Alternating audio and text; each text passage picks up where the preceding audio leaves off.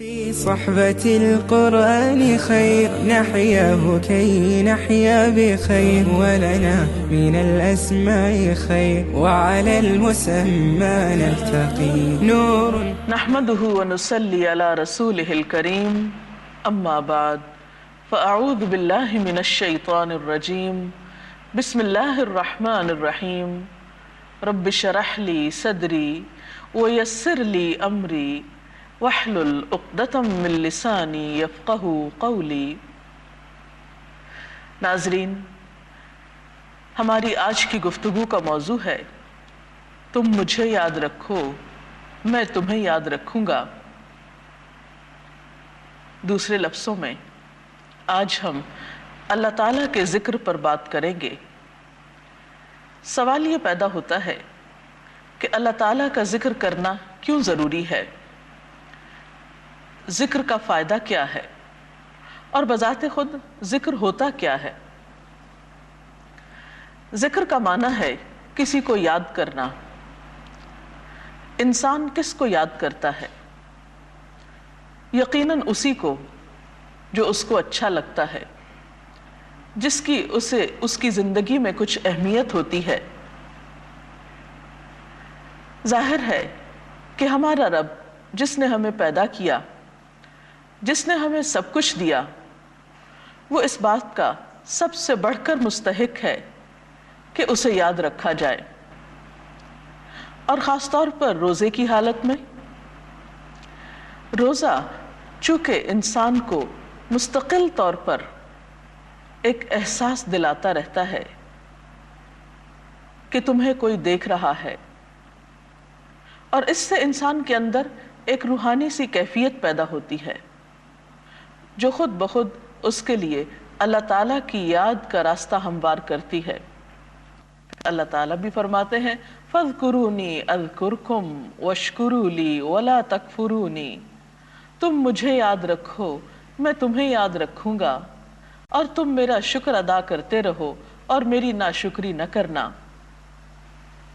ذکر کی اہمیت اور فضیلت کسی سے بھی چھپی ہوئی نہیں، اور اس وقت ذکر کے موضوع پر بات کرنا تو دراصل ایک یاد دہانی ہے، کیونکہ ہم سب بھولنے والے ہیں۔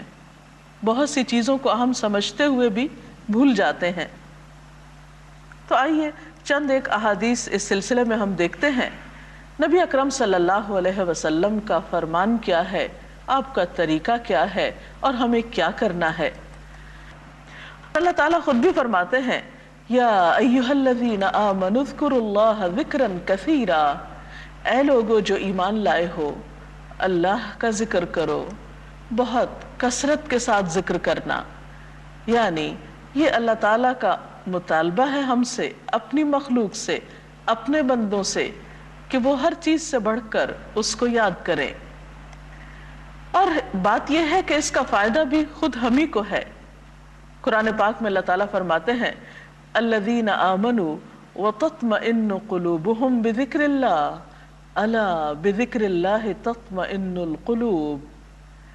ایسے ہی لوگ ہیں جنہوں نے مان لیا اور ان کے دلوں کو اللہ کی یاد سے اطمینان ہوتا ہے۔ سنو، اللہ کی یاد، اللہ کا ذکر ہی وہ چیز ہے جس سے دلوں کو اطمینان نصیب ہوتا ہے۔ اور وَلَذِكْرُ اللَّهِ أَكْبَرُ، اللہ کا ذکر بہت بڑی چیز ہے، کوئی معمولی چیز نہیں کہ انسان اسے نظر انداز کر سکے۔ اور اگر انسان اسے نظر انداز کرتا ہے تو اس پر انسان کو نقصان کیا ہے؟ اللہ سبحانہ وتعالیٰ فرماتے ہیں وَمَن يَعْشُ عَن ذِكْرِ الرَّحْمَنِ نُقَيِّضْ لَهُ شَيْطَانًا فَهُوَ لَهُ قَرِينٌ۔ جو شخص رحمان کے ذکر سے غفلت برتتا ہے، ہم اس پر ایک شیطان مسلط کر دیتے ہیں اور وہی اس کا ساتھی بن جاتا ہے۔ تو گویا ایک طرف جہاں ذکر کرنے سے انسان کو اللہ تعالیٰ کا قرب نصیب ہوتا ہے، وہاں دوسری طرف اللہ تعالیٰ کا ذکر بھلا دینے سے اور اس کی یاد سے غافل ہونے سے انسان شیطان کے قریب ہو جاتا ہے، یا شیطان اس کا ساتھی بن جاتا ہے۔ اور آپ سب جانتے ہیں کہ جس کا ساتھی شیطان ہو پھر وہ کیسا ساتھی ہو سکتا ہے، اور انسان کے لیے وہ کتنا نقصان کر سکتا ہے۔ ذکر کا ایک فائدہ یہ بھی ہے کہ ذکر کرنے والا اللہ سبحانہ وتعالیٰ کی حفاظت میں ہوتا ہے۔ اس سلسلے میں نبی اکرم صلی اللہ علیہ وسلم کی ایک حدیث بہت عمدہ ہے۔ آپ نے فرمایا، میں تمہیں حکم دیتا ہوں کہ اللہ کو زیادہ یاد کرو اور ذکر کی مثال ایسی سمجھو جیسے کسی آدمی کا اس کے دشمن نہایت تیزی کے ساتھ پیچھا کر رہے ہوں، یہاں تک کہ اس آدمی نے بھاگ کر ایک مضبوط قلعے میں پناہ لے لی ہو اور دشمن کے ہاتھوں میں پڑنے سے بچ گیا ہو۔ اسی طرح بندہ شیطان سے نجات نہیں پا سکتا مگر اللہ کی یاد کے سہارے۔ تو گویا جس طرح ایک بندہ دشمن سے بچنے کے لیے ایک قلعے کی حفاظت میں آتا ہے، قلعے میں پناہ لیتا ہے، بالکل اسی طرح شیطان جیسے دشمن سے بچنے کے لیے بھی ذکر ایک مضبوط قلعے کی حیثیت رکھتا ہے۔ ایک اور حدیث میں آتا ہے، نبی صلی اللہ علیہ وسلم نے فرمایا، اللہ تعالیٰ فرماتے ہیں، میرا بندہ مجھ سے جو توقع رکھتا ہے اور جیسا گمان اس نے میرے متعلق قائم کر رکھا ہے ویسا ہی مجھے پائے گا۔ جب وہ مجھے یاد کرتا ہے تو میں اس کے ساتھ ہوتا ہوں، اگر وہ مجھے تنہائی میں یاد کرتا ہے تو میں بھی اسے تنہائی میں یاد کرتا ہوں، اگر وہ مجھے کسی جماعت کے ساتھ بیٹھ کر یاد کرتا ہے تو میں ان سے بہتر جماعت میں اس کو یاد کرتا ہوں، اگر وہ میری طرف ایک بالشت بڑھتا ہے تو میں اس کی طرف ایک ہاتھ بڑھ جاتا ہوں، اور اگر وہ میری طرف ایک ہاتھ بڑھتا ہے تو میں اس کی طرف 4 ہاتھ بڑھتا ہوں، اگر وہ میری طرف آہستہ آہستہ آتا ہے تو میں اس کی طرف دوڑ کر جاتا ہوں۔ تو اس سے بھی کیا پتہ چلتا ہے کہ ہم جیسا معاملہ اللہ سبحانہ وتعالیٰ کے ساتھ کرتے ہیں، اللہ تعالیٰ اس سے بڑھ کر ہمارے ساتھ بھلائی کرتے ہیں۔ جس طرح ہم اس کو یاد کریں گے ویسے ہی وہ ہمیں یاد کرے گا، بلکہ اس سے بڑھ کر۔ نبی صلی اللہ علیہ وسلم نے فرمایا، جب کوئی جماعت یعنی اکٹھے ہو کر لوگ بیٹھتے ہیں اور اللہ کو یاد کرتے ہیں تو اللہ تعالیٰ کے فرشتے اس جماعت کو گھیر لیتے ہیں، اس کی رحمت ان پہ چھا جاتی ہے اور سکینت ان پہ نازل ہوتی ہے، اور اللہ تعالیٰ ان کا تذکرہ فرشتوں سے کرتے ہیں۔ اس سے بھی پتہ چلتا ہے کہ انفرادی ذکر کے علاوہ اجتماعی ذکر یعنی اکٹھے بیٹھ کر دوسرے لوگوں کے ساتھ مل کر اللہ تعالیٰ کو یاد کرنا بہت اجر و ثواب کی بات ہے۔ بعض اوقات یہ پوچھا جاتا ہے کہ ذکر کب کیا جائے؟ ذکر کرنے کے اگرچہ کئی طریقے ہیں، سب سے بہترین طریقہ تو خود نماز ہے۔ قرآن پاک کی تلاوت بھی اللہ تعالیٰ کا ذکر ہے۔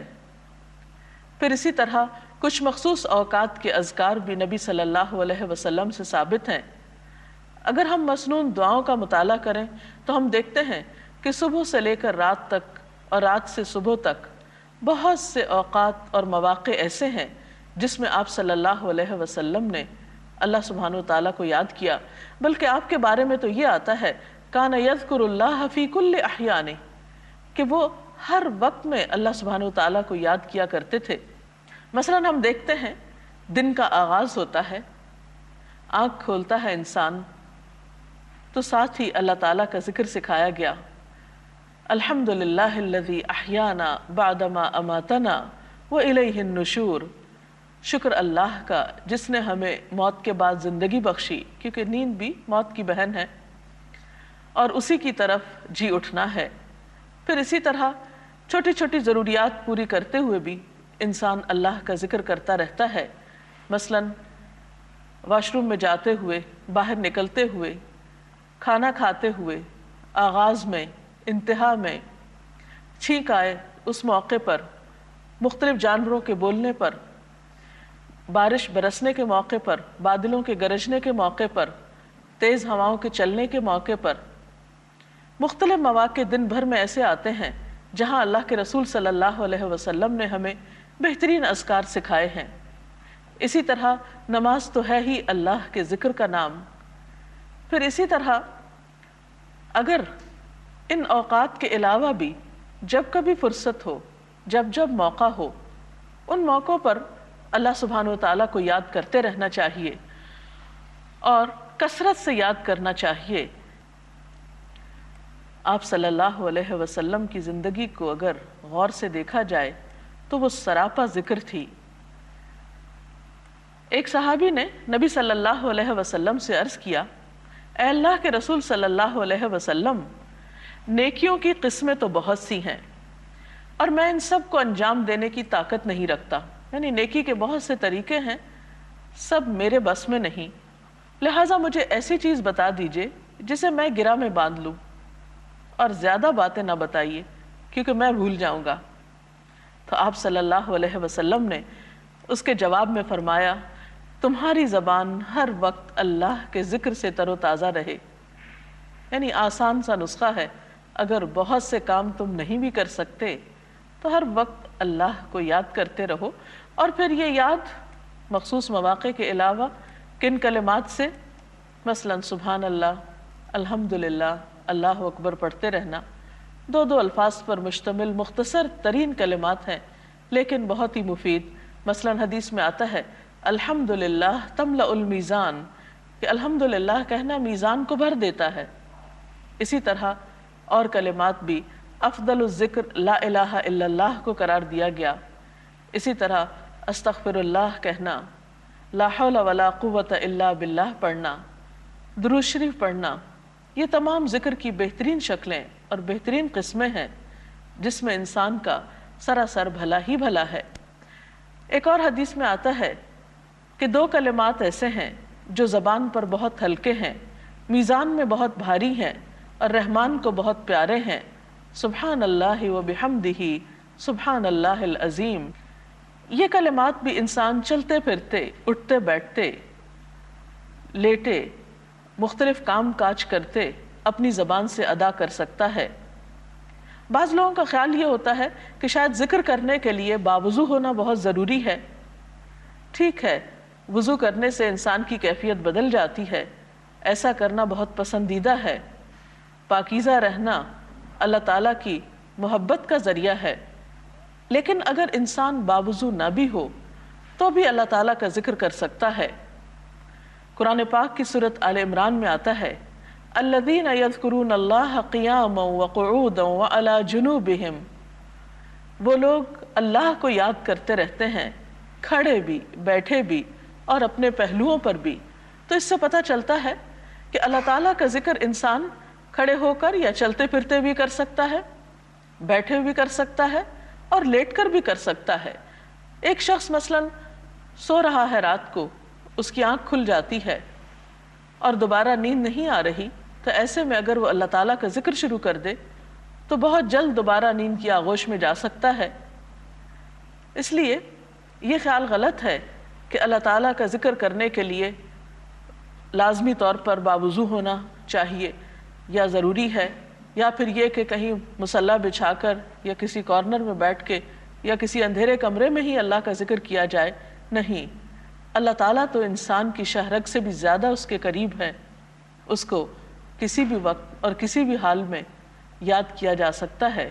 کوشش یہ کرنی چاہیے کہ کوئی بھی لمحہ ایسا نہ گزرے کہ جو اللہ کی یاد سے خالی ہو، کیونکہ ایک روایت میں آتا ہے حضرت معاذ کہتے ہیں رسول اللہ صلی اللہ علیہ وسلم نے فرمایا اہل جنت کو کسی چیز پر اتنی حسرت نہ ہوگی جتنی اس لمحے پر جو دنیا میں اللہ کی یاد کے بغیر گزر گیا۔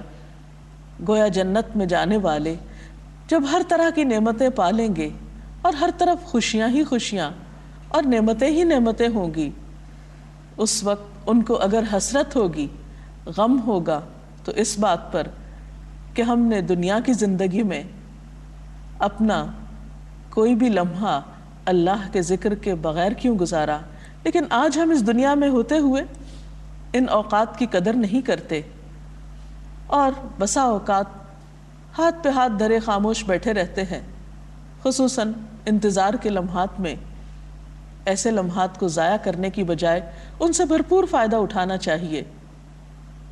اب دیکھیے کہ بعض اوقات ہم ڈرائیونگ کر رہے ہوتے ہیں یا واک کر رہے ہوتے ہیں، یا خواتین گھر میں کام کاج کر رہی ہوتی ہیں، مثلاً برتن دھو رہی ہیں، کھانا پکا رہی ہیں، تنہا ہے گھر میں، کوئی بھی نہیں، کسی سے کوئی بات چیت نہیں ہو سکتی، تو ایسے میں اللہ تعالیٰ کو یاد کرتے رہنے سے کاموں میں آسانی بھی ہو جاتی ہے اور انسان کے لیے وقت گزارنا بھی آسان ہو جاتا ہے۔ بعض اذکار ایسے ہیں کہ جو انسان کو غموں سے نجات دیتے ہیں۔ بعض اذکار تو جسمانی تھکاوٹ تک کا علاج بتائے جاتے ہیں۔ مثلا حضرت فاطمہ رضی اللہ تعالی عنہا حضور اکرم صلی اللہ علیہ وسلم کے پاس حاضر ہوئیں اور ان سے غلام طلب کیا، کیونکہ وہ کام کر کر کے تھک جاتی تھی۔ تو آپ صلی اللہ علیہ وسلم نے جواب میں انہیں کچھ تسبیحات بتائیں جو تسبیحات فاطمہ کے نام سے مشہور ہیں، کہ 33 مرتبہ سبحان اللہ پڑھو، 33 مرتبہ الحمدللہ اور 34 مرتبہ اللہ اکبر۔ تمہاری تھکاوٹ دور کرنے کے لیے یہ تسبیحات کافی ہوں گی، آپ بھی آزما کر دیکھ سکتے ہیں۔ عام طور پر یہ سوال کیا جاتا ہے کہ ذکر کا طریقہ کیا ہے، کیا صرف دل میں ذکر کیا جا سکتا ہے یا اس کے لیے زبان کا حرکت کرنا بھی ضروری ہے؟ بہترین ذکر تو وہ ہے جس میں دل اور زبان دونوں شامل ہوں، لیکن اگر ایسا ممکن نہ ہو اور انسان دل ہی دل میں اللہ تعالیٰ کو یاد کرنا چاہے تو یہ بھی ممکن ہے، ایسا بھی کیا جا سکتا ہے۔ اور اگر اس کے ساتھ ساتھ زبان بھی شامل ہو تو بہت اچھا ہے۔ اس سلسلے میں قرآن پاک کی ایک آیت ہماری رہنمائی کرتی ہے۔ سورۃ الاعراف کی آیت نمبر 205 ہے، وَاذْكُرْ رَبَّكَ فِي نَفْسِكَ تَضَرُّعًا وَخِيفَةً وَدُونَ الْجَهْرِ مِنَ الْقَوْلِ بِالْغُدُوِّ وَالْآصَالِ وَلَا تَكُن مِّنَ الْغَافِلِينَ۔ اس کا ترجمہ ہے، اپنے رب کو صبح و شام یاد کرو، دل ہی دل میں زاری اور خوف کے ساتھ، اور زبان سے بھی ہلکی آواز کے ساتھ، اور تم ان لوگوں میں سے نہ ہو جاؤ جو غفلت میں پڑے ہوئے ہیں۔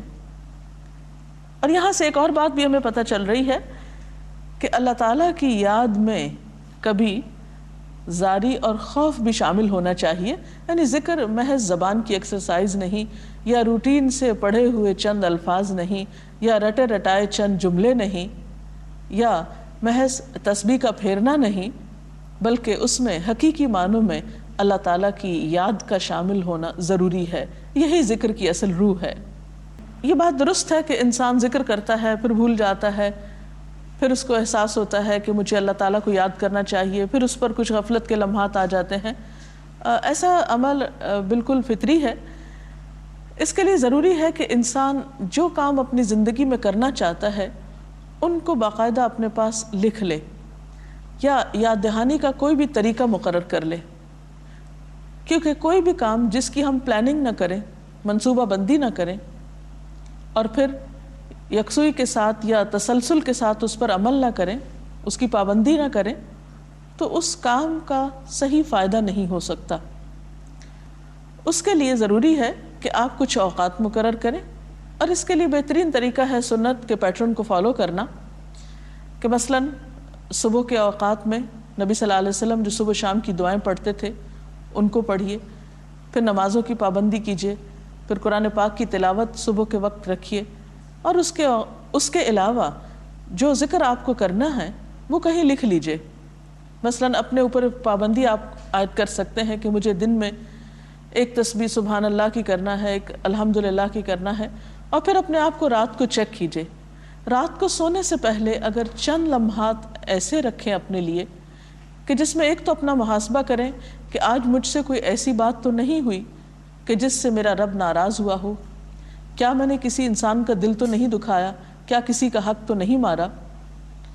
اس سے یہ ہوگا کہ جو استغفار اس وقت ہم کریں گے وہ کہیں زیادہ مفید ہوگی بنسبت اس کے کہ ہم روٹین میں ایک تسبیح استغفار کی پڑھ لیں۔ اسی طرح یہ ہے کہ اگر رات کو سونے سے پہلے کچھ دیر ذکر کر کے سویا جائے تو دن بھر کی جو ٹینشنز ہیں وہ ریلیز ہو جائیں گی اور نیند بھی بہتر طور پر آئے گی۔ تو جب آپ کچھ اوقات مقرر کر لیتے ہیں اور کچھ اذکار مقرر کر لیتے ہیں اور شعوری کوشش کرتے ہیں ان کی پابندی کرنے کی، اور یہ سب کچھ کہیں لکھا ہوا بھی ہے آپ کے پاس کہ وقتاً فوقتاً اپنی لسٹ چیک کرتے رہیں، تو اس سے انشاءاللہ تعالیٰ آپ ذکر کرنے کے عادی ہو جائیں گے۔ اس کے ساتھ ہی ہمارے آج کے پروگرام کا وقت ختم ہوتا ہے۔ کل تک کے لیے اجازت چاہتے ہیں۔ اللہ حافظ۔ في صحبة القرآن خير نحياه كي نحيا بخير ولنا من الأسماء خير